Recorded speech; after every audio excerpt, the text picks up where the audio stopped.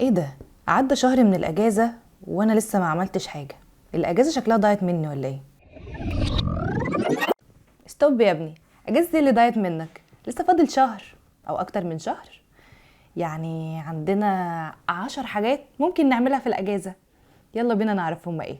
اول حاجه ارتاح، زي ما بقولك كده ارتاح، خلص كل النوم اللي عليك، كل النوم اللي ما نمتوش ايام امتحاناتك في الثانويه العامه والدراسه خلصوا دلوقتي. 2، اطلع مصيف او حتى رحله صغيره. 3، قدم مساعده لاهلك في البيت، يعني مثلا ممكن نساعد ماما، ممكن نساعد بابا في حاجه، يعني قدم ولو حتى مساعده صغيره لحد في البيت.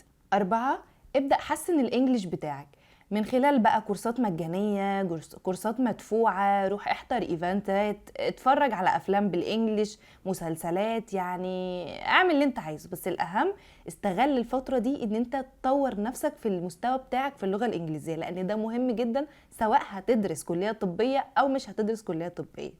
5، قابل صحابك اللي انت بتتبسط معاهم، بس. 6، خلص النوم اللي عليك. 7، زور حد من اهلك من اللي انت بتحبهم واللي انت مقصر معاهم. 8، حاول تعود نفسك على هواية القراية، حاول تحبها، على فكرة القراية مفيدة جدا. 9، حاول تعود نفسك ان يكون ليك يوميا ورد من القرآن.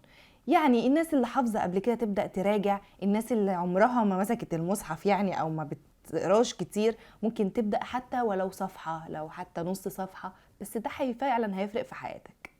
10، حاول تستغل الوقت الفاضي ان انت تتطوع في مكان او في مساعدة حد تاني او حتى تشتغل في مكان بارت تايم.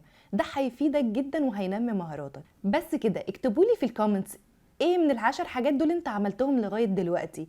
اوعى الاجازة تضيع منك. كده معلوماتنا النهاردة خلصت، اشوفكم في فيديو جديد.